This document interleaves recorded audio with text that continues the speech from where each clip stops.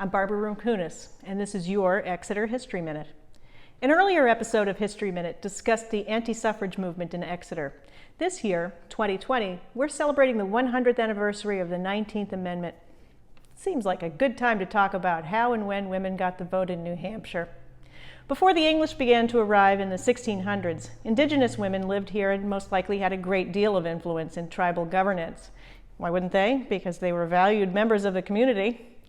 But when the English arrived, they had a different way of valuing women, protecting them from the burdens of civic duty by barring them from participation. Yeah.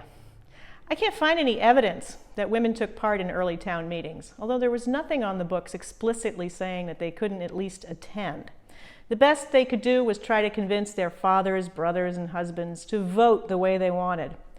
In 1848, there was a meeting held at Seneca Falls, New York, to address the question of women's rights, or lack thereof. The participants drafted a document called the Declaration of Sentiments, which included granting women the right to vote. But things stayed pretty much the same for the next 20 years. Women's suffrage was tangled up with the temperance and abolitionist movements. I'm condensing a lot of history here. After the Civil War in 1868, the New Hampshire Women's Suffrage Association was founded. Encouraged by Wyoming and Utah, which granted full suffrage to women by 1870, New Hampshire took some tentative steps forward. In 1872, the state allowed women to serve on local school boards. Oddly, women could run for and serve on the school board, but they couldn't actually vote in school board elections for another 7 years. No Exeter woman ran for school board during this odd interim period. When women were allowed the right to vote in the school board meetings, the newspaper remarked that the men were happy to welcome the fair but inexperienced voters. But women were hardly inexperienced when voting at meetings. Women had long been involved in church and civic clubs of all types, and all of these ran with the same Roberts rules that required debate and casting ballots.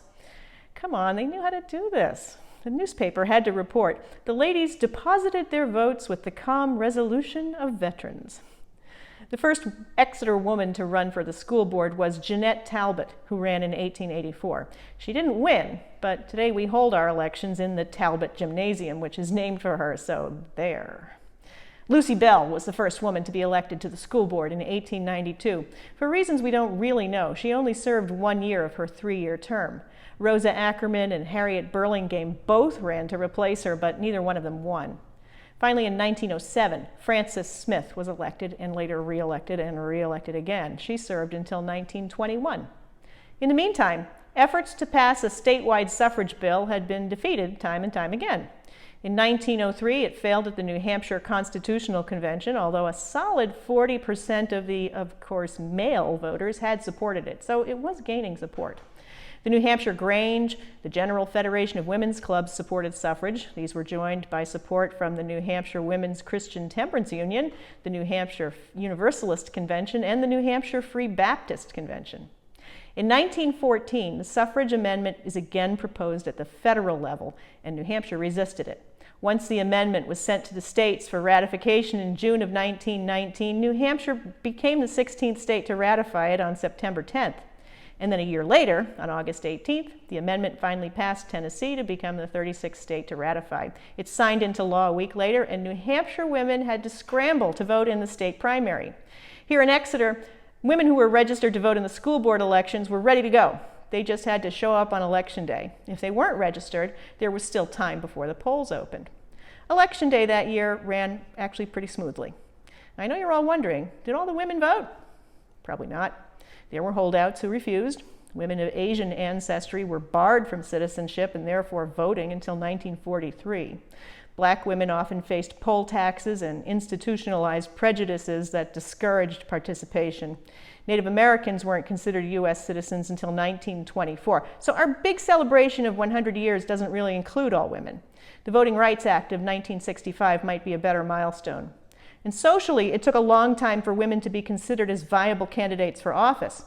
It took until 1974 for Exeter to elect a woman to our Board of Selectmen. Helen Clark Dix has that honor. Here's an exuberant diary entry from Helen Tufts, age 24, and a former anti-suffrage, voting for the first time in that 1920 primary. She voted for her father for state senator, even though he'd opposed the suffrage bill. Just putting that up there to remind you that you can change your mind on things. This History Minute has been generously sponsored by the Dan Brown Charitable Foundation, and you can find the Exeter Historical Society at www.exeterhistory.org.